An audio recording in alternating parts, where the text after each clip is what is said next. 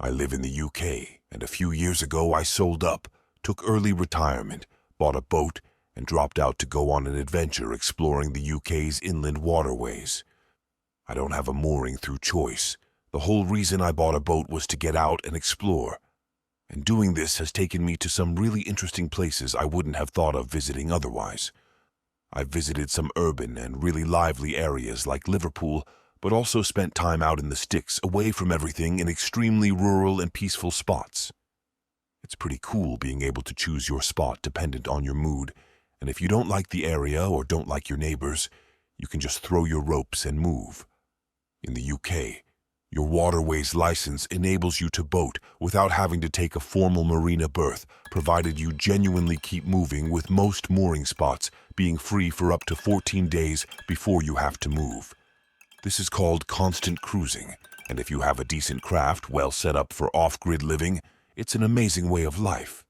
Many people choose this way if they're not tied by their jobs or on an adventure like me, but there are many living on pretty shady, unlicensed boats out on the network because they can't afford anything else, and some with some issues you'd be best to give a wide berth to. I'm a lone female boater with just my bog, snorkeling spaniel, and 2 cats as crew, so I follow lots of boating forums to keep an ear out for problem areas or people, and try to be sensible with my safety and my choice of stopping points. It's been very rare that I've ever had any sort of issue in the years I've been doing this, but occasionally I'll find I've got little choice about where I have to stop or how long for. In wintertime, I can often come across navigations closed due to flooding or broken infrastructure, like a broken lock stopping me in my tracks. In summer, it's not unheard of for a canal to run out of water and find myself unable to move until the level rises again. As I'm writing this, I'm stranded on a quarter-mile stretch of canal with river navigations at either end closed due to flooding, and I've been stuck here for 2 months now. My cats like to go out, so I always try to moor away from roads and seek out spots where the cats would have an escape route from any pursuing dog, like a thick hedge or a fenced-off area of some kind, so I chose a spot right up at the end of this canal alongside a derelict industrial area. There's a couple of gaps in the steel fencing a person can get through, and after checking it out to make sure it's reasonably safe and finding mostly just piles of bricks and a usable but deteriorated roadway left, I've been in there regularly walking the dog, with the cats often trotting behind. Only once have I ever seen anyone else in there, and that was another lady with her dog. My cats have discovered there's mice in there, and they're having way too much fun to come home as often as they usually do. So it's become a nightly ritual to have to go in with my head torch and dog and retrieve them before bed. They're both pretty great cats that think they're dogs, so if I go and shout for them, they'll come running and follow me home. The first 7 weeks went without incident, but a few nights ago, I was in there shouting for one of the cats when I heard what sounded like bricks being bashed together in very deliberate, evenly spaced multiples of 3. My first thought was someone's hurt, and maybe can't call out, so trying to get my attention, so I stopped and listened. Another 3 bashes came, but this time nearer. Okay, someone's moving and definitely not stuck, so I pick the pace up and think this is just weird. It's 11 p.m. and below zero with ice everywhere. There's no shelter, just piles of bricks. So why would anyone be in here? My cat comes bounding up at this point, so I just scoop her up and practically run back towards the fence. Another 3 bashes, the first one really loud and heavily emphasized, and again all very deliberate and evenly spaced, but this time nearer again. I've moved quite a distance and turned a corner by this point, but the noise has followed and switched sides like they'd cut the corner and almost caught me up. I get us all through the fence and back on the boat, locking it all down. At first I don't hear anything but the fluffs do, and they keep lifting their heads and alerting to something outside, but then I do hear it. The fence is only about 10 feet from the side of my boat, and I hear growling coming from the other side of it, loud growling. It was a god-awful sound, and I sat there scared witless, wondering what kind of freak would be doing that, and what were they going to do next. If you can imagine a human trying to mimic the sound of a slow-revving motorbike, it kinda sounded like that, and this went on for nearly 10 minutes. I turned all my lights off in case they could see in and sat awake for hours, too scared to sleep and constantly watching my crew for any indication they could hear anything, but there was nothing further, and I eventually fell asleep. 2 days later, I was walking down the towpath and walked past a small, rough-looking cruiser moored about 200 yards away from me. As I passed, I heard a man's voice mimicking me, calling my cat's name just like I had been that night. I looked over and saw a really scruffy and dirty-looking man, I'd say in his 30s, with dark hooded eyes and god-awful teeth grinning at me. I'm in no doubt this was his way of telling me it had been him that night, and he looked like he was now trying to freak me out more, so I stopped a second and gave him my best defiant, "I'm not scared of you, and you'd better think again, because I'm a secret badness stare." I even managed a sly psycho grin of my own right back at him before walking off. I don't know why I reacted like that. Generally challenging someone who might be unbalanced is a dangerous thing to do, and wouldn't be my usual approach. Apart from the fact he looked mentally ill at best, possessed at worst, anyone who roams around at night growling has some real scary issues, but just there in the moment, I just instinctively felt the need to stare him down and not show fear. And boy, do I hope my instincts were right, because I'm still stuck here, and despite my bravado, I'm in no way a badass. Thankfully, haven't seen him since. In fact, in the 2 months I've been here, that's the only time I've clapped eyes on him at all, despite walking past the boat every other day. I really hope to keep it that way, and as soon as those navigation lights change to signify the river is open again, me and my furry crew are out of here into the possessed-looking growling guy. I hope your boat is as clapped out as it looks so you can't follow. An update after some time has passed. I left the area now, but before I did, my curiosity got the better of me, and I ventured back into the waste ground again in daylight and explored in more depth where I first heard the noises. I found a very deliberately constructed set of bricks, just a small square tower about a foot high with half a pineapple on top, all totally out of place and only just visible if you were actively looking.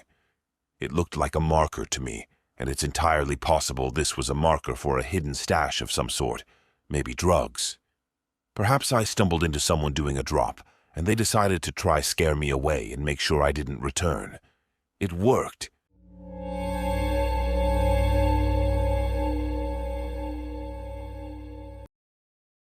I've been holding on to this story for years now and would like to finally get it off my chest. So my sibling and I lived close to an elementary school where we would often go to walk our dog in the playing field and crop of woods, or we would let our dog roam around while we played on the playground or made pretend in the woods. I think I was around 14 when this happened, about 10 years ago. This schoolyard had a playing field, a playground near the building, and a playground farther away from the building in a crop of trees. We were swinging on the swing set at this more distant playground, but from this play area, you can clearly see residential streets and the parking lot of the school, which kind of all wrap around the crop of forest. As we are swinging, I see an SUV drive up one of the roads and pull into the parking lot. It's a weekend, so there is no other cars around and not very many people, maybe the odd passerby also walking their dog through the school grounds. The SUV is about 130 feet from where we are, and I wear glasses, so I can't see very well what the people look like as they exit the car, but I can see some distinct clothing pieces. There are 3 people. 2 look older and are dressed as if they are older middle-aged, like in their 50s. I remember one of these people was wearing a wide-brimmed women's sun hat. The third person looks like an older teen or young adult in his 20s and is wearing a green and white striped jersey and cleats. It is not uncommon for people to walk or drive to the school to use its field for play or sport practice, though looking back now I realize it is odd they parked in this lot and not on the side of the road nearer to the field, which is on the opposite side of the property. In any case, I think, okay, just some grandparents and their grandson going to practice in the field and go about playing with my sibling. I remember watching the trio walk away around the school building, completely opposite to where we were on the property.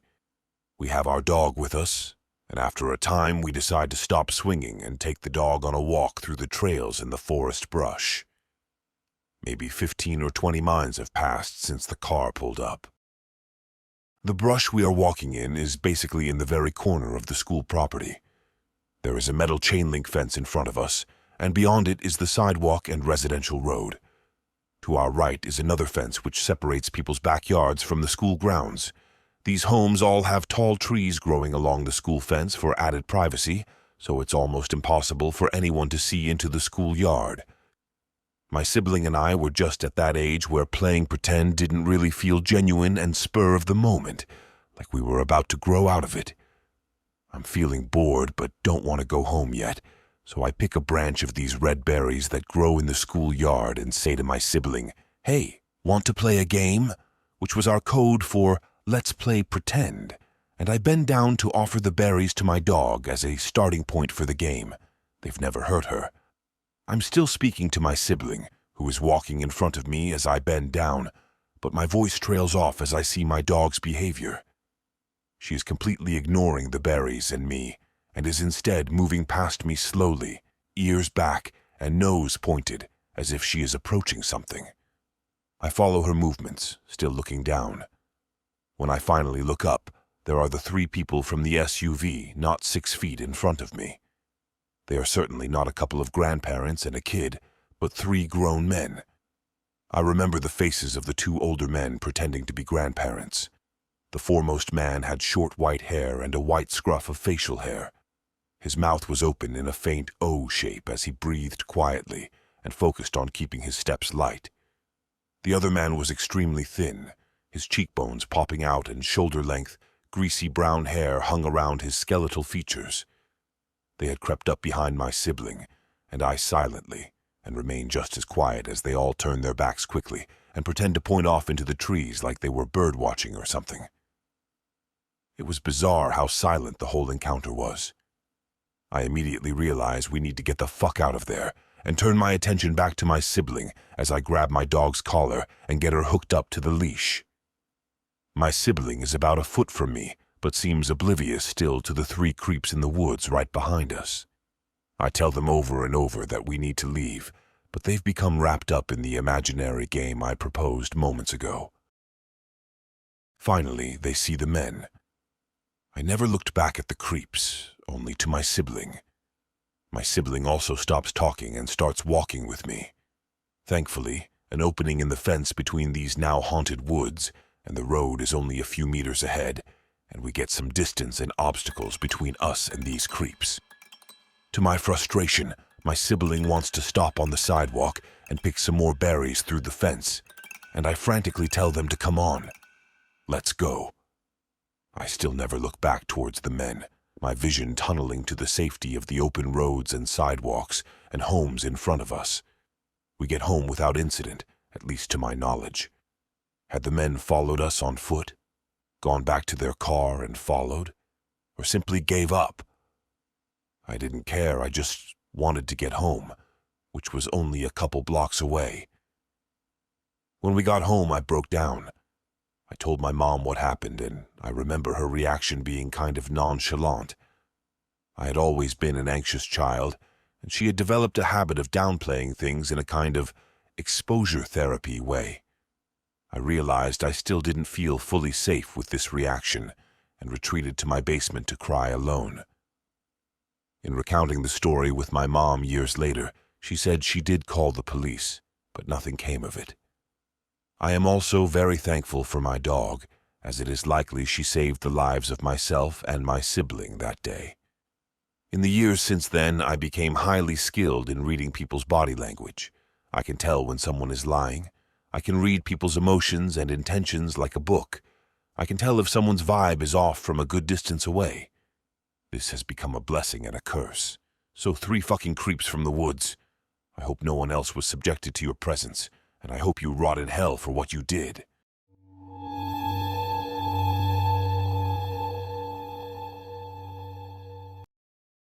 This story takes place in Washington County, Oregon, about 15 minutes outside of Portland.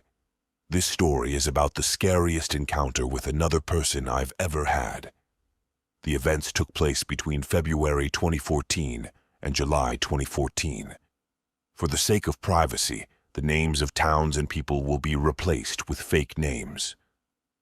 Near my house, there is a long stretch of road in an area called Croady. This road is called Marsh Road. The area is notorious for people going out there and stealing the road sign. This road is intersected by a train trestle, shown below. This train trestle is known as the Holcomb Creek. It was originally built between 1905 and 1907. The exact date has been lost to time.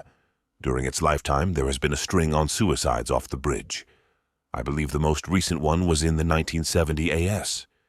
Because of this, the area is supposedly haunted with the ghosts of all those that have died there. The story isn't about ghosts, don't worry. I'm just setting the scene. Now, almost every time I go to this trestle, fog is always settled in the area, giving it a very ominous look. The train trestle itself is still occasionally used to bring lumber from the mountains into Portland. You ever seen the TV show Axemen? It's the logs that those guys cut down. On its way into Portland, the train tracks travel into an old ass tunnel called the Cornelius Pass Tunnel. This tunnel was built in 1947 and is covered with graffiti all the way through. The exact length is unknown, but I've walked through it, and it takes roughly 15-20 minutes to walk through. It's also very narrow, so if a train comes, you're dead. Luckily, most trains only use the tracks about once a week, and usually very late at night. This tunnel is located not far from where a kid named Cryon Horman went missing back in 2010. The tunnel is about half-mile from the nearest main road, and it is in a very desolate area. I first went to Marsh Road in February of 2014 with my friend Austin. We went, obviously, because of the creepy history around the bridge. As we arrived, we banked over the hill traveling north. If you look at the picture, it would be towards the camera. It was around 11 p.m., and as we slowly drive towards the bridge, my friend pointed out that there was a noose hanging from the bridge. We laughed it off, thinking that some kids just tied the noose to the bridge. We drove down to the end of the road to see where it led, nowhere in particular. We turned back and drove back towards the bridge. We had been gone for about 15 minutes. My friend Austin told me to stop. I stopped the car, and that's when we noticed the noose was gone.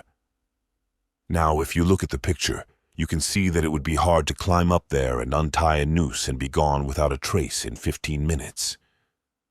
Needless to say, we left pretty quickly. I returned to the area about 3 weeks later with my best friend, Matt.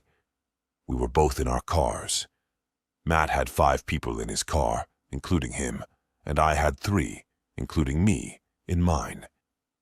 It was about midnight, and we drive to Marsh Road. We parked facing the bridge like it looks in the picture. I parked my car 50 feet behind Matt. I grabbed my flashlight from my glove box and began to walk towards his car in the night. Roughly halfway between our cars, I heard a female laugh. My first thought was that it was Matt's girlfriend laughing. I took a few more steps, then I realized the laugh was an echo. That means it was coming from a distance. I turned towards the sound of the laughter and raised my flashlight, shining it in the direction. There was an open field that is probably 100 feet long. On the other side is a dark-ass forest. My light illuminated a silhouette of a person, being encircled by 2 smaller silhouettes. I immediately panicked and ran to Matt's car, banging on his window to get him out. All 8 of us in total sat and watched these silhouetted people stand and do their weird shit for probably a minute. Then we all bailed the fuck out and didn't return for a long time. Before this instance, my friend Matt said that he once saw a man in a trench coat walking across the tracks on a late night a few months ago, and he had heard stories from his friend about the same man walking up to the back of their cars and looking at them through the back window. The man was described as about 6 feet tall, wearing a black trench coat which was always buttoned shut. He wore dirty blue jeans, boots, and a dark ball cap. His face was concealed by an abnormally large beard, but he was easily recognizable by having the 1,000-yard stare that you see in war pictures. My encounter with this man happened on July 3rd of 2014. I only remember this date because it has been the scariest moment of my life thus far.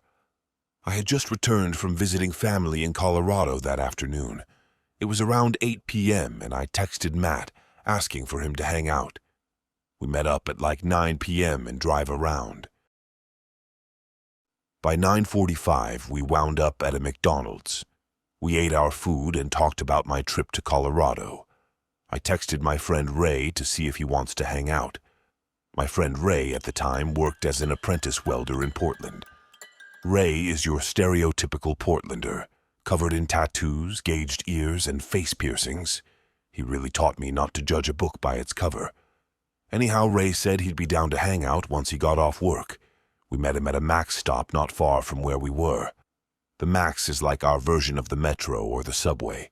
We got Ray and the three of us drive around when my friend Matt said, "Hey OP, let's drive to Marsh Road and see if anyone is there." I'm in favor and drive out that way. Upon our arrival around 11:45, we see the train driving across the bridge. Now this is a rare occurrence, as the tracks are used like once every other week during the night. My friend Ray says, "I've got an idea, race the train to the tunnel, stop, and Matt and I will hop on and ride the train through the tunnel. Then you can meet us on the other side." Being dumb 17-year-olds, we all agree to it. We drive towards the tunnel and beat the train there. We turn all the lights off because 40 feet on either side of train tracks is considered private property of the railroad. I wasn't about to get charged with trespassing while waiting to ship to boot camp. Matt and Ray get out and hide near the side of the tracks. The train slowly creeps by, and they start chasing after it. I pull into the train tracks and take my flashlight from my glove box and shine it out the passenger window. I'm trying to illuminate the back of the train so they see it as they chase after it. Once I realize they aren't going to catch it, I say fuck it and put my flashlight away. I drove across the tracks and preformed a 12-point turn on this narrow-ass road that went back across the tracks. The tunnel is now on the driver's side. I park and look to my left. I see Matt and Ray walking in the dark towards my car. They were a good 200 feet away, so they were going to be a minute. As I sit in the dark, my car is idling and my running lights are on. Lynx 234 is playing on the radio from my iPhone. I start getting a funny feeling that I'm being watched. I look in my rearview mirror and there he is, the man with the 1,000-yard stare. I immediately froze and chills ran down my entire body. I was locked in eye contact with this mystery man that I had only heard stories about. The glow of my brake lights gave his eyes a haunting red gloom, which still sticks with me to this day. I hear someone yell and the man blinks, me, and turns and walks off. I'm still in shock over what happened. After a few seconds, I snap out of it and turn to see Matt and Ray talking to this man. Moments later, they both run full speed to my car and tell me to leave. As we drove off, all I could see was the mystery man's 1,000-yard stare illuminated by the moonlight. My friend said that the man said that they need to leave and started reaching into his trench coat, and they saw the butt of a revolver appearing. I've never seen either of these two guys as scared in my entire life. I've never returned to that area after this event. My friends will also seldom speak about this event, even when we tell the story to others. They usually refuse to comment on what the man said to them.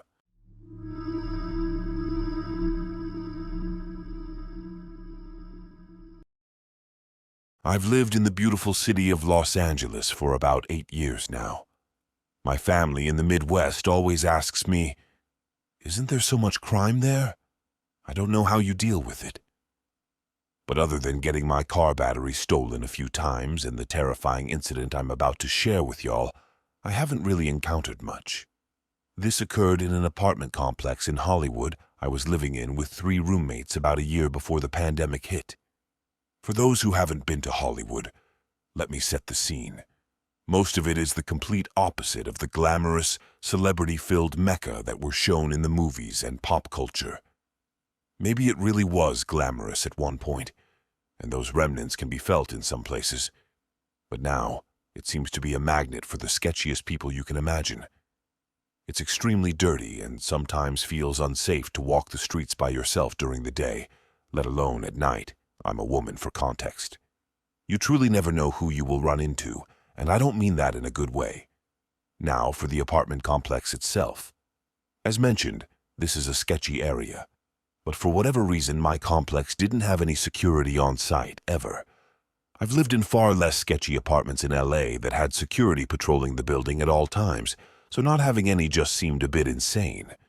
To make things worse, the complex would rent out certain apartment units to Airbnb guests, meaning that randos were entering and leaving the building 24/7. Both of these elements contributed to what happened on the night in question, which also happened to be the day I moved in. So on this day, I was almost done moving all of my stuff in. It was around 9 p.m. that night, and all that was left to carry inside from my car was a suitcase full of clothes and a stack of records. I walked into the lobby of the complex carrying this stuff and waited for one of the 2 elevators to come. As I was waiting, a group of 4 people entered the lobby who were clearly here for Airbnb, judging by their luggage and wide-eyed sense of wonderment.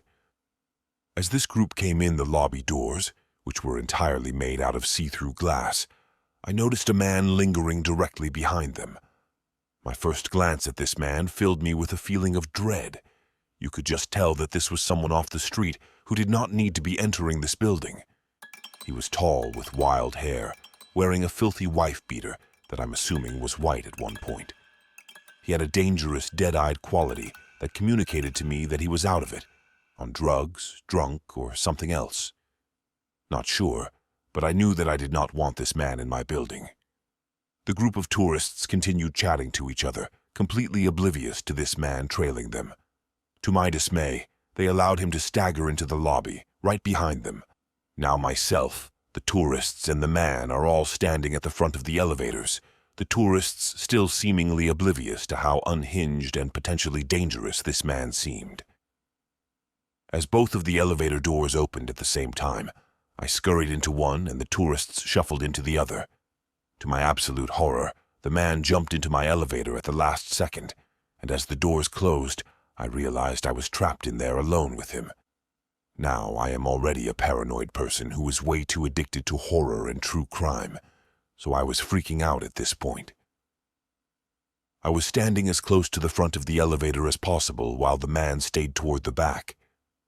It became more and more apparent that this was a man who was on something and incoherent as he began muttering things I couldn't understand behind me. I had no idea if it was directed toward me, himself, or an unknown entity that only he could see. But I didn't turn around or look his way out of fear of encouraging it. His mutterings grew louder as I continued standing toward the front of the elevator, praying that he wouldn't try anything. The man then gruffly snarled, "Hey!" I shot him a look out of pure reflex to see him with an undone zipper, touching his junk through his disgustingly dirty tidy-whities and staring at me with those dazed, unwell eyes.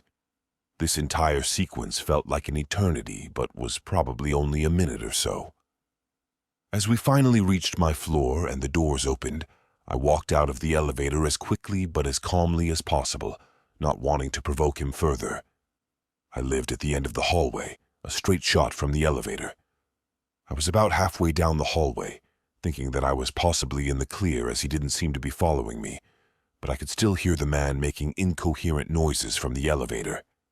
I glanced behind me to see the man exit the elevator. "Ah!" he yelled down at me, and that was it. I was not about to make it this far to get attacked now.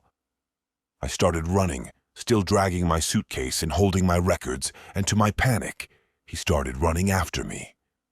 My stuff crashed to the ground as I dropped it and ran as fast as I could to my door, which was unlocked, thank God, due to my other roommates being home. As I slammed the door shut and locked it, the man reached our door, muttering and growling. I honestly don't even think he knew where he was or what he was doing.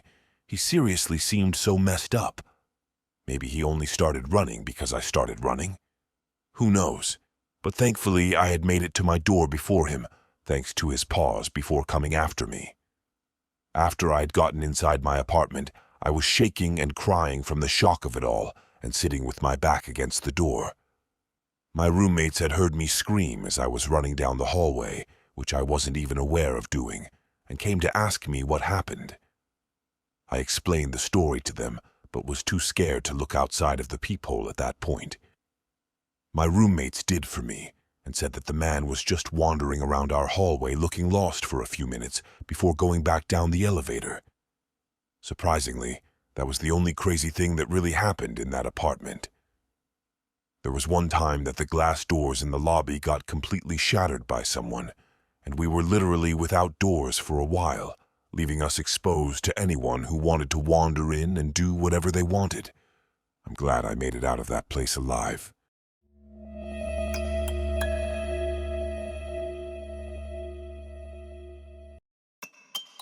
I grew up in the 1990s, born in the late 80s.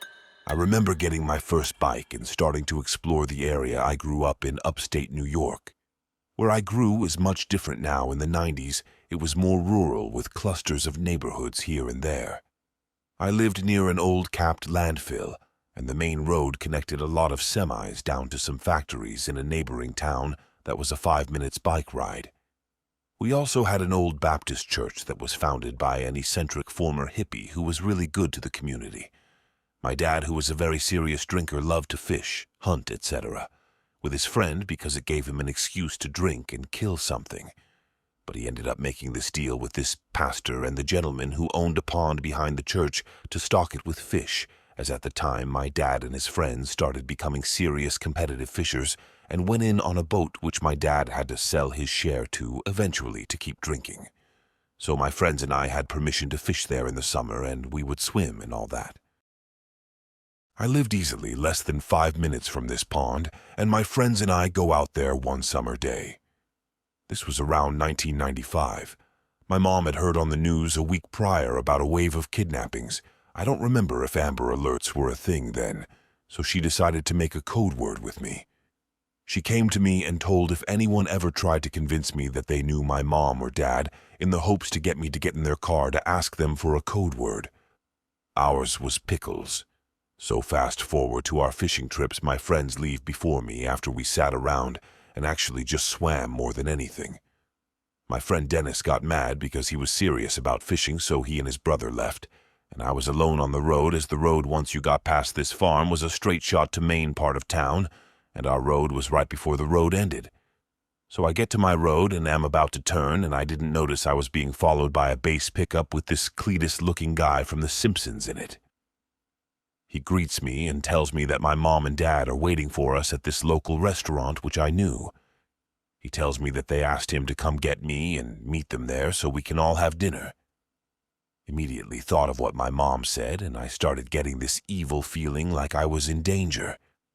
So I told him that my parents specifically have a password that they give their friends, and that if he was their friend, he was required to tell me, at which point he got mad and started swearing at me. I didn't see one, but I was certain he had a gun as he started fumbling in the truck. I turned and started pedaling down my road screaming for help and that I was in danger. He jerked his truck to follow, but I was making too much noise and was already to my house that he just took off. When I got home, my mom was home and I was hysterical and asked her why she would ask such a mean friend to pick me up. And I told her what happened and she didn't believe me, and she calmed me down, told me I did the right thing, but could tell she had a hard time believing me. She also grew up in same town, and nothing like that had happened to her. A few days later, a friend of hers tell her a similar story about her son on another part of our town.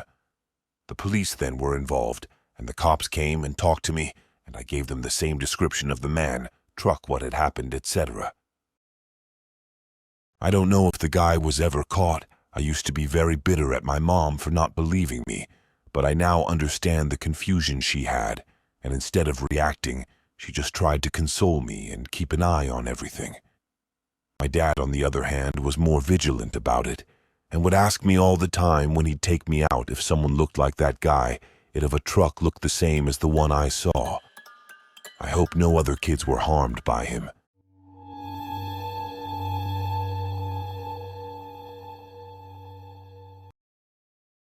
I have to premise that English is not my first language, so apologies for any mistakes in this text going forward. In my country, the government decided to push free professional classes to anyone who's either benefiting from welfare or just unemployed. I, 30F, decided to enroll in one of those classes before moving to another state next year, just to have something more on my CV and to have an excuse to touch grass since I'm unemployed.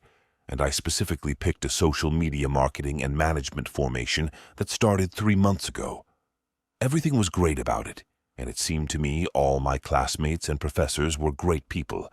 I even started to make some friends. I must point out that no one in my class is underage, the youngest being 21 and the oldest 56. After a couple weeks of classes, they introduced us to the main curriculum of the whole course that will involve a months-long group project among students. The project consists in inventing a brand from the ground up and market it on social media as if it's a real thing about to launch on the market. I was super excited about this and couldn't wait to face this challenge. They picked the groups at random, and the RNG gods chose for me to be paired with a 56-year-old woman, we'll call her M, that barely spoke to anyone up until that point. Thinking she was nothing but a nice lady, I tried to accommodate her for any preferences she'd have on the project, such as choosing what the topic would be about. She immediately starts telling me half of her life story, just out of nowhere, and focused particularly about a skin issue she had that she claimed doctors only made worse, and how she cured herself with herbs and essential oils. In hindsight, this was already the first red flag. Her rambling just left me scratching my head, and just to break the awkward silence, I said we could pick that as a brand idea. Natural remedies, food supplements, and cosmetics brand that's not some MLM or a cult, and she immediately agreed and smiled like a little girl, which back then made me kinda happy. After then, she picked the name, idea for logo and motto without asking me for an opinion, saying it felt important to her, put a pin in this for later, and that since I had no experience with this niche, I should learn from her. She insisted so much I had to comply, and that's when hell started for me. She would call and message me on WhatsApp constantly, insisting to see me work in real time on the designs, logos, mock-ups, etc. 'Cause she needed to supervise my actions, her excuse being, I'm a little girl that hasn't known the world yet. She never liked any of my works and forced me to redo things over and over again. I'm on the spectrum and have a very hard time setting boundaries with people or dealing with the idea of displeasing someone. So I kept pushing myself to stay strong and keep going because I couldn't deal with how this woman would have reacted to anything she might have seen as insubordination, on top of the fact I didn't want to fail the course. And from the beginning, all our profs insisted the group project was vital to the final score. It's in one of those calls that she starts telling me some of the most unhinged shit I've ever heard in my life. After seeing me drink a sip of an energy drink, she screamed at me to toss that garbage away, and then explains to me the reason why. In her opinion, energy drinks, sodas, and junk food are infested with nanomachines that infect the human body and rewrites their DNA. She then explains that that's because the great powers are not aliens like most think, but androids and AI hive minds, ready to enslave humanity through biomechanical control. She also keeps going on how about AIs exist since before Christ, came from an ancient civilization before the Great Reset, and that all great men in history were actually androids or giants. She did go on a great tangent about Nephilims and such. She also threw in the fact she's sure dinosaurs are nothing but a fairy tale and could have never existed. The first incident, the biggest one, happened last month on one weekend evening where instead of slaving away for her, I went out with my mom to visit some friends and be back home the next morning. I forgot my phone home and realized too late, but since Em and I hadn't agreed to work that night, I thought nothing of it. Oh man, was I naive. My phone was blown up with messages and phone call, all from M except a couple messages from another classmate of mine that told me she had called him obsessively with demands of him showing up at my front door to make sure I was okay. Later that week, I get called into the school administration because M apparently had called them too and told them that I had gone missing for 4 days. 3 or 4 days. I tried in vain to keep it together and just bursted into tears in front of the secretaries, telling and showing them all this woman was putting me through, explaining my boundaries setting issues, and they decided to immediately inform the profs and find a solution that would have allowed me to not have any more contacts with her. But before they could take any actions, me and M are informed one more student was going to join our group. We'll call him T. Nothing much to say about him. He's super nice, and did help out that following week by not complying to M's demands and unreasonable standards, insisting I take time off to do my own things too. For some reason, she never bitched about decisions made by T. In my last call with M and T, M goes on another unhinged rant. This one will be relevant later, and it's what makes this story fucked up on multiple levels. She claims she's being gang-stalked and sabotaged by Big Pharma because she had invented a miracle ointment that could reconstruct any sort of biological tissue. She said she tested it on the hand of a friend of hers that had third-degree burns, claiming she saw the nerves, tendons, muscles, and skin grow back, saving the hand. She then added that a prototype of said ointment, that mostly consisted of garlic and aloe, cured her husband from cancer a few years back.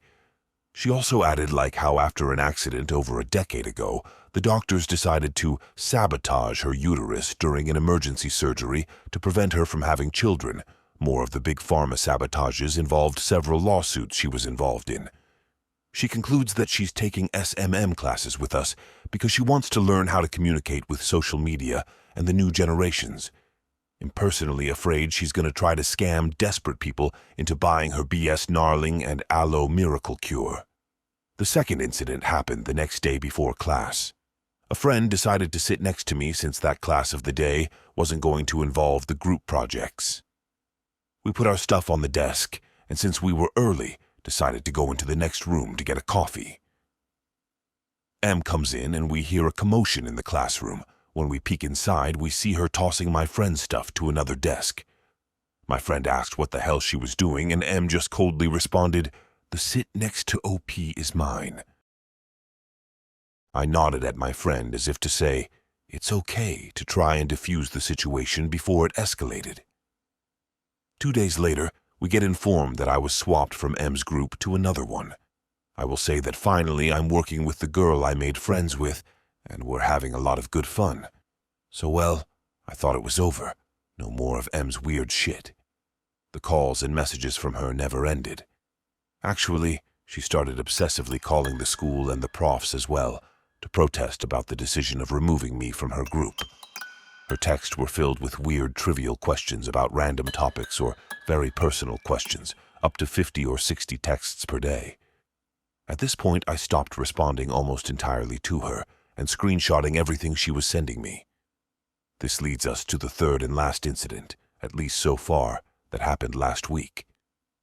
I can't go too much into detail because it involves geopolitical beliefs, and I don't want a war in the comments. The short, clean version of events is M, in class, asked the prof a question that involved a very important global matter. He replied, and then asked us about our opinion. 2 people spoke before I did, giving examples of people or brands getting cancelled for sharing political stances unwisely, and how a problematic or controversial history or presence on social media might impact negatively one's chances of employment. It was only once back home I realized M had sent me several rage-filled texts, claiming I was incredibly rude to have answered to her instead of letting the prof answer, and that she was expecting my apologies. I wrote a long text to her explaining myself, told her I would not apologize since I had done nothing wrong, and finally blocked her number. She thankfully hasn't been able to find me on social media yet, because I don't use my real name online. Since then, she's been missing all classes, which is nice because I really didn't want her to try and confront me in person. But it's what I've learned today from one of my classmates during break that left me horrified and pushed me to write this post. One of my classmates, we'll call her Y, told me M and her had been exchanging texts from time to time, mostly because Y took pity on M, thinking, like I did at first, she was just some weird, old, and lonely lady.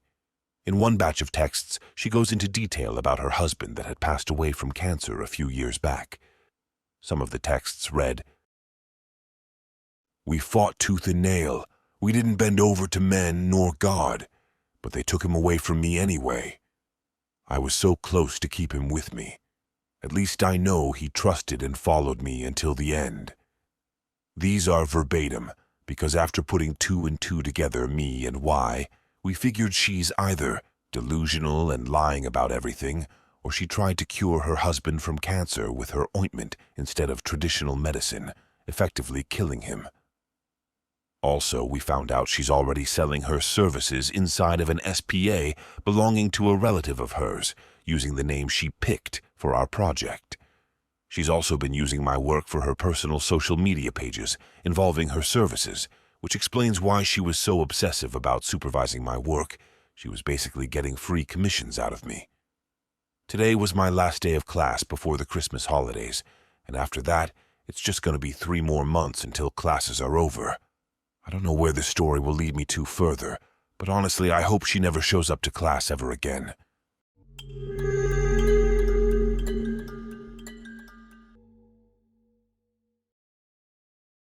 I apologize if there are some errors or things that may not make sense. This is the perspective my story told from me and a part by a friend. This happened to me the weekend of Halloween, and I personally don't like talking about it, but I've been told by my friend to share it to get it off of my chest. Me and a friend were invited to a house party just for college students in the richer area of the town, so the house was huge with an anchor of land and pool area. This party was themed to be a little naughty, so my friend dressed in a sexy nurse outfit and I dressed as a belly dancer. Majority of the party took place in the house, as there was maybe like 70 people, with the house being very spacious, so not too difficult to get around. I'm not much of a drinker, but I did have some juice that was available. Some friends pulled me and my friend and over to take some pics, and I set my drink down. After what felt like an hour of just taking pictures, I found my cup and took another sip, not even worrying that I left my cup alone for a while. Then a man came up to me who looked to be in his late 20s, early 30s. He said my boyfriend's name and said he's been trying to call me. That's when I realized I didn't have my phone on me. I have loads of respect for my boyfriend. We always make sure to stay in contact with each other, and since he had to work, I promised I would contact him, but I just forgotten. The man said it's urgent and said I can use his phone to call in one of the rooms. So not thinking at all, I followed the man. If my boyfriend really wanted to call me, then I knew it would be something terrible. As we entered the room, I felt as if I just ran a mile and felt winded. The man closed the door behind me and sat me on the bed and gave me his phone. I started to feel more weak, like I just got a migraine and just couldn't call. Then I was helped to lay down, and within seconds, I was out cold. I woke up later, not sure where I was or what even happened. I found my friend rubbing a napkin on my tummy while yelling. It took me a bit to come back to reality, and I realized I was in a bedroom with my friend cleaning some stuff off of me. That's when I had a panic attack and just realized that I quite possibly have been used. My friend calmed me down and told me that didn't happen. She explained that she couldn't find me anywhere and assumed I went to the bathroom. But after like some minutes, I still didn't show. So she went looking for me, eventually checking the bedrooms, and found me laying in bed with the guy something out of my belly button. Apparently, he was playing shots with my unconscious body of sucking alcohol out of my belly button, licking salt from my chest, and kissing my lips. She didn't know how long this went on for, but I immediately felt sick and even coughed up from just the thought. Thankfully, my boyfriend got off of work early after my friend told him what happened. He picked me up while my friend asked around about the guy, but of course no one knew of him or recognized him. I was taken to urgent care and looked at. Thankfully, nothing was wrong with me, and the drug in my drink didn't cause any further harm than just knocking me out. I wish the story ends here, but I started to receive texts from a random guy. At first he was just asking me random things, and I just didn't reply. But then he showed me a pic of my torso and started saying creepy things to me, and even giving me the impression he's stalking me. This is still going on today, just texting me randomly. I've had the idea to try to bait him one of these days, to finally have backup to catch him. But I don't know how smart he can be and what he will do to me if things don't go as planned. I have contacted the police and asked what I can do. They took my phone in to copy the texts I received, but I'm sort of doubtful it will go anywhere. I honestly just believe it was a stranger who had bad intentions at the time and acted upon it. I'm not really even upset anymore. I just want to continue with my life and better myself from any other future events. Because of my past trauma and now this, I often find it hard to trust strangers. As far as an update, I stopped receiving texts from the guy just before Christmas. However, I often feel a weird sense that I'm being followed when I'm in public, and there have been a few instances that I thought I've seen the man again. I still am spooked at random times when a random man looks at me for too long, but I've learned to get over my past traumas, so I hope to do the same for this one.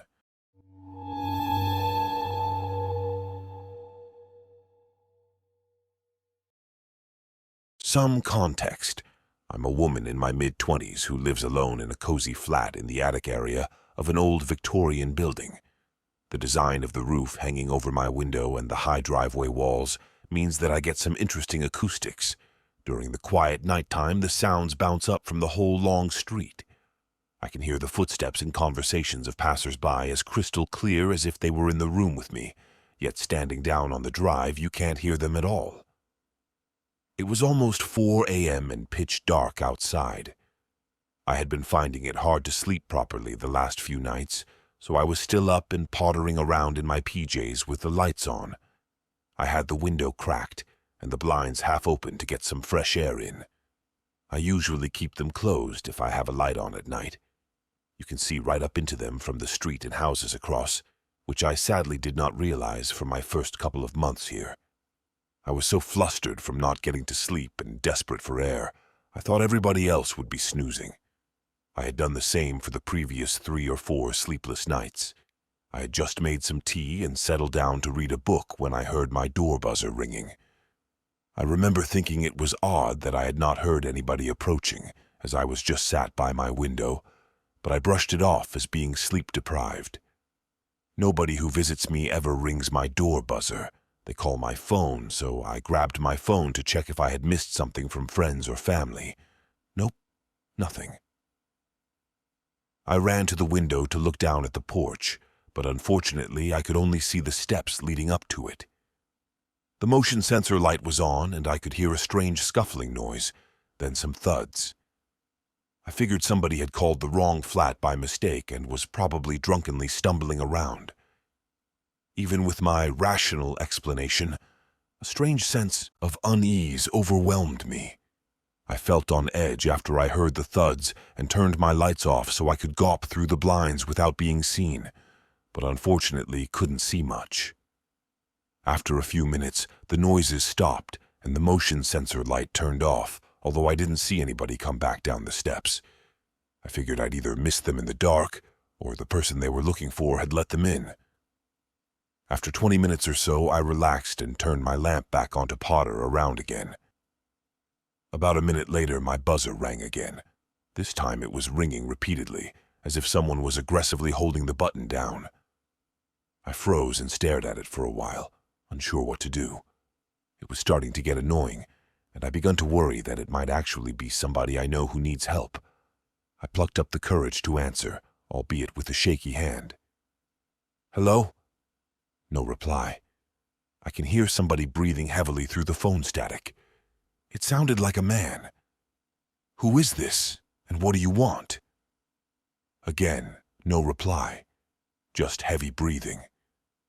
I hung up, thinking they got the wrong flat or the telecom was playing up again. I stayed by the wall phone for a few moments, staring at it, unsure what to do. The buzzer went off loudly again, and I about jumped out of my skin as I was so tense. "Who is this? Why do you keep calling me?" All I can hear is static again. Thinking I was getting ding-dong ditched, I went to hang up the phone again. Just before I did, I could hear a muffled voice, and I whipped the phone back to my ear and demanded to know who it was. "What was that?" "Let me in." "Huh? Who are you?" "Let me in. Please. Please." His voice starts breaking into a panic. "I'm not letting you in.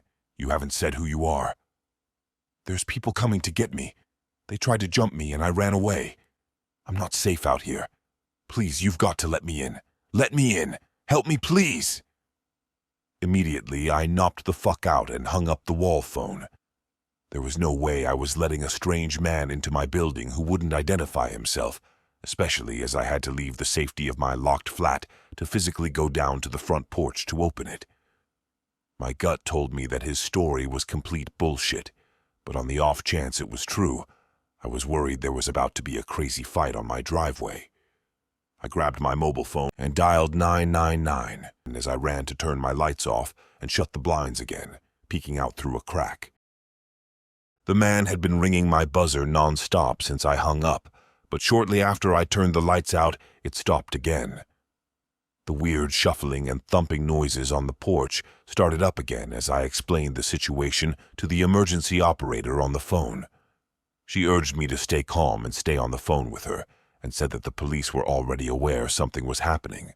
Somebody else in my building had called earlier to say that a man had been trying to break into the front door after trying all the ground floor windows down the side and back.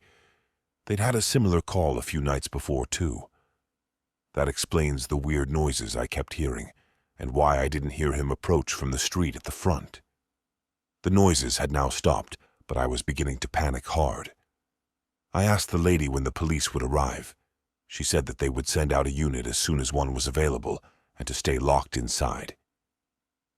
After 10 minutes of no activity outside and the motion light turning off, the lady said to stay in my flat with the door locked and to call back if he reappeared, and they'd escalate at their end if he made it into the building, and she ended the call. I sat by the window watching, and sure enough, a few minutes later the noises started again, and the light below came on. I don't think he ever left, or he went down the side to the car park at the back. I still couldn't see what was going on because of the angle from my window. I was about to call the police again when a taxi driver passing by slammed on his brakes and shouted out his window. I stopped to listen. "Hey you! What are you doing over there? I dropped you off on the other side of town an hour ago." The taxi driver knew this man. What a twist. "Oh, hey. I lost my keys. My friends live here and I'm trying to get hold of them to let me in." I see the shoulder and leg of the man come round the corner slightly. "You told me you were going home to sleep it off and wouldn't be causing any more trouble like earlier. I asked you to get out, and you begged me to drop you home still, so I did, and now you're not at home." "I just said I had no keys to get in. I'm trying to stay with my friends. They live here." You could hear that the man was getting agitated, and an edge was creeping into his tone as he lied again. "So why are you skulking down the side there making a ruckus instead of ringing the bell? What is going on? What are you really doing?" The man gets angry at this and storms down the driveway to confront the taxi driver. This is my first time getting a proper look at him, although I could only see the back of him. He looked like a normal, well-presented young guy with brown hair, black t-shirt, jeans, and trainers. I was surprised. Based on his appearance, he would not be somebody I would normally think to avoid late at night.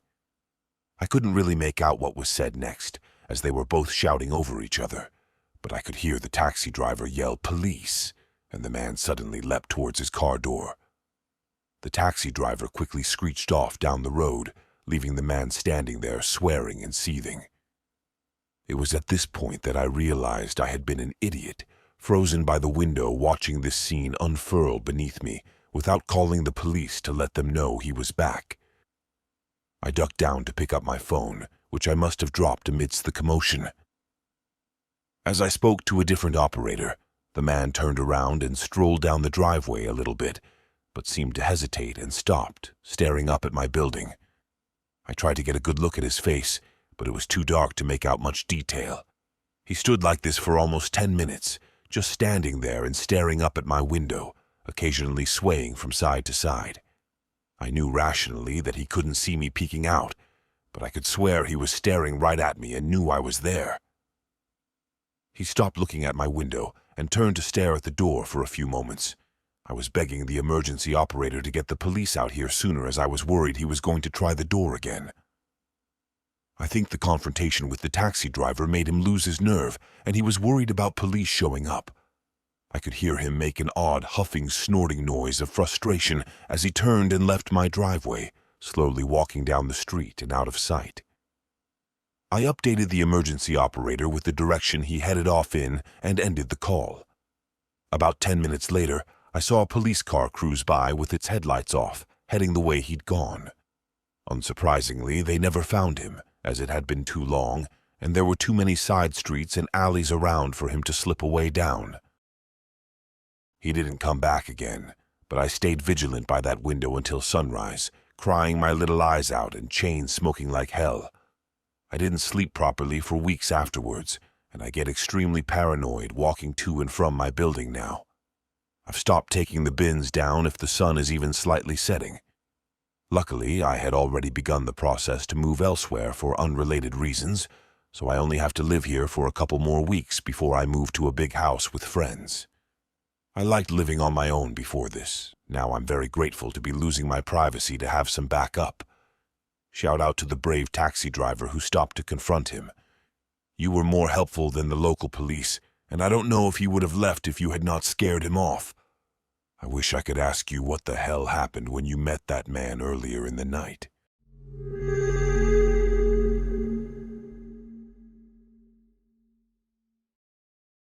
So this happened to me when I was younger and I was home alone with my little sister, who was younger than me at the time. I was used to being home alone, as my mother usually worked at evening shifts at her job. So I was just upstairs in my room, in my computer, just doing random stuff, like talking with my friends, while my little sister was downstairs watching her cartoons. Suddenly, my sister came upstairs and walked over to me. She pulled at my sleeve, trying to pull me downstairs. I wasn't that confused, as she usually wanted me to play with her downstairs, but I still decided to ask her what she wanted. "What is it, sis?" She smiled up at me, and the next words she said will forever be stuck in my mind. "There's a man downstairs, and he wants to come inside." I felt my heart stop, and I quickly told her to stay in my room. She looked confused, but nonetheless she nodded and went to sit on my bed. I used that chance to go downstairs, and right there, looking at me through the window, was some creepy man waving at me. "Hey, let me in. I came to check on your electricity." My mother always told me to never let strangers into our house when somebody was away, and I wasn't about to go against her wishes, especially when there was this creepy guy. He was wearing something that men like that would wear, but when I looked outside, I saw that he had a van, a simple black van, and not what they should be driving with. I glared at the man and took out my phone, just in case. "I won't let you in. Go away or I will call the police." I was sure that he would leave at that point, but he didn't. He just stood there and smiled at me.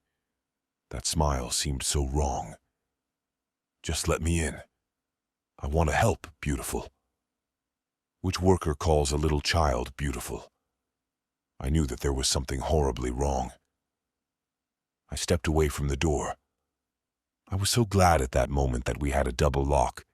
Now I felt a bit safer. "No, go away!" He started to become irritated and he just started banging on my door. I was terrified of my life at that point, and not only mine, but also my sister's. Speaking of her, because of the banging, she came downstairs. I screamed at her to go back to our room and hide, and I could see the fear in her eyes. But again, she listened to me and ran and went into my room. Now our neighbors are drunkards, and our other neighbor was also at work around that time. I knew that cause me and my little sister usually spent some time around there, as the lady living there was always very nice to us. Every moment the banging got louder, and then when he started screaming on what he was going to do to me and my sister, brought something back onto me. I took out my phone and called the police. I screamed at the man that I was calling the police. The man's banging seemed to slow down a bit at that point, but it still didn't stop. Once the operator picked up, I started to quickly explain my situation, while at the urge of tears. They told me that they would be there in 10 minutes. I nodded, and the man seemed to understand his situation, and I heard his footsteps fade away. I looked outside my window and saw him speed away. I breathed in relief and went over to my sister. She was crying upstairs, and when she saw me, she hugged me tightly. I wiped her tears away and hugged her back. I took her hand and brought her downstairs with me after I told her that everything was safe. The police arrived a few minutes later, and I explained everything to them and told them how the guy looked like. They asked me for my mother's number. I took my phone and dialed it. They talked with her, and she also arrived after 15 minutes. She hugged me and my sister tightly. She thanked the police and they left. My mother started to cry while she continued to hug us tightly. I could see how worried she looked. But she praised me and my little sister for being so smart, and she took a few days off work to spend some time with us, and I felt glad that she let herself relax. That experience was definitely the most terrifying experience I've ever had, and I'm glad I came out unharmed. I can only guess what that freaking creepy man wanted, and at least me and my little sister got out of that experience fine.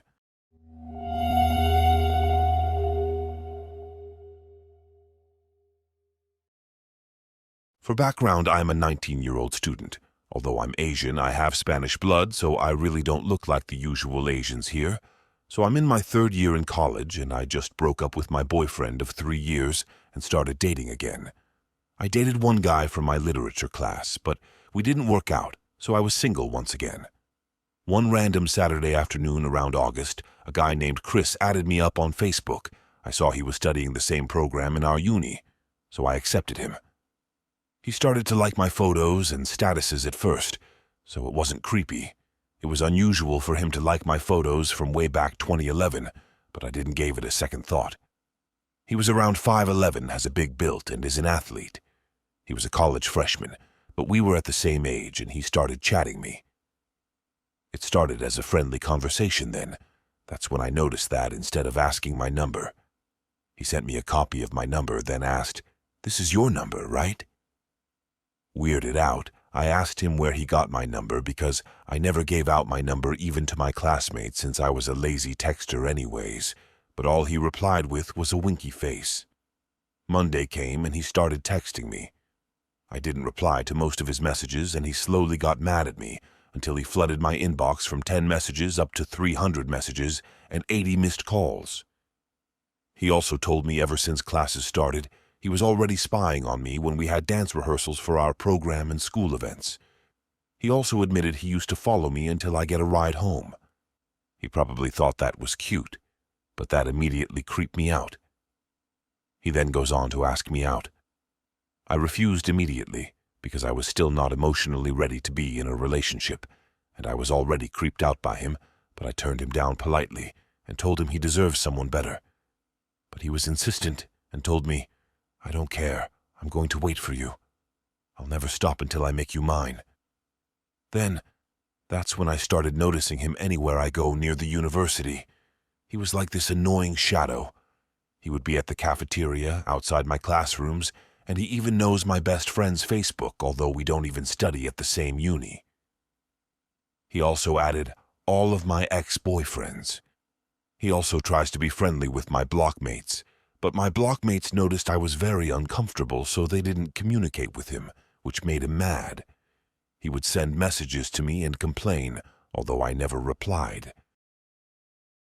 The final straw was I was joking to my close friend as we were going out of the restroom, and I said, "What I wouldn't give for a bottle of Sprite."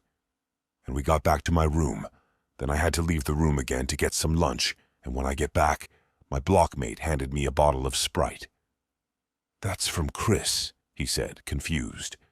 Then I received a message asking me, "So what would you give me? I gave you Sprite?" I immediately threw the bottle away from me. I was starting to freak out, so I tried to confront him via text, because I really don't want to talk to him in person, but he kept on calling me my girl, which really pissed me off. I told him to stop calling me his, because I don't like him. And the only thing he replied was, "I'm going to wait for you outside your classroom so we can go home together." I won't take no for an answer. Afraid and nervous, I asked my blockmates for help because I really didn't know the guy, and they told me I should block his number and Facebook, which I immediately did. Then I asked the last guy I dated to come pick me up from my room. even just for that day because I was already scared. Thank God he immediately agreed. The next day, I was so afraid to go out of the room. My blockmates were nice enough to buy me lunch and check if the guy was there. The last class ended, and my gay friend told me the guy was already waiting, and James, the last guy I dated, was looking at him menacingly. When James called my name, I immediately ran towards him, and he wrapped one arm around me protectively. I didn't look at Chris, and I was about to cry, but thankfully James walked me out of the uni until I could get a ride home. My phone suddenly was filled with blocked calls and messages that night, and although I tried to ignore and delete it immediately, I saw a few blocked messages from Chris asking me why I lied to him, why I broke his trust. Time passed then. The worst day came. It was a Friday night around 2 weeks ago, and it was really raining hard. It was around 7:30 p.m., and we just finished doing a project for our major subject. And as I walked out of our uni, I realized I don't have anyone to be with when I go home since most of my friends lived at the other side of the town. So I just put on a brave face and walked out the uni alone. Then I heard someone whistle at me right beside the gate, and I saw it was Chris. I tried to ignore him because it was at least a 5-minute walk before I could get a ride home, but I could feel him following me. I couldn't run because I was wearing heels and it was raining hard. I could hear him yell, "My penguin drummer, I want to talk! Please, come here!" "Please, I miss you so much. I miss the way we talk," he added. I was so tempted to run, but I knew I wouldn't be able to outrun him as he was stronger and faster. And I couldn't ask for help because there were no cars passing at that time. I heard him coming nearer. Suddenly, I saw 2 of James's friends running towards me with an umbrella. I sobbed right into their arms as they asked if Chris has hurt me or anything. Then I heard screaming. I looked back and saw James and his friends screaming at Chris. James was about to throw a punch at Chris, but was being pulled back by his friend. James was telling him off and to stay the fuck away from my girl. "No, she's not yours anymore. She's my penguin drummer." "She was never yours to begin with, and if you try to get near her again, I will fucking end you," Chris replied. Chris seemed to get scared, which was unexpected as James was thinner and was not even an active person, but he backed down and walked away. The rest of the boys calmed me down before making sure I got home safely. I learned that before James went out of the campus, he noticed that all the friends I'm with lives in the opposite side of town, and I was alone when I go home, and he felt something was not right, so he decided to smoke with his friends in the 7-Eleven near our uni and wait for me to get out. The next morning, I managed to talk to my professors about Chris, and they told me they're going to talk to him, and if he does anything stupid or threatening, he's going straight to the dean's office or something. But since I deleted most of threatening messages and creepy confessions, they couldn't really punish Chris unless he does something big again. The weeks after, I still see him in the hallways or when there are school activities involving all students from our program, but he doesn't do anything anymore. I already changed numbers and made sure he won't be able to receive any information about me. James and I are still friends, although he asks me out. He's not pressuring me, which is good. And he makes sure Chris steers out our way. So Chris, get the fuck away from me. You ruined the first half of my school year.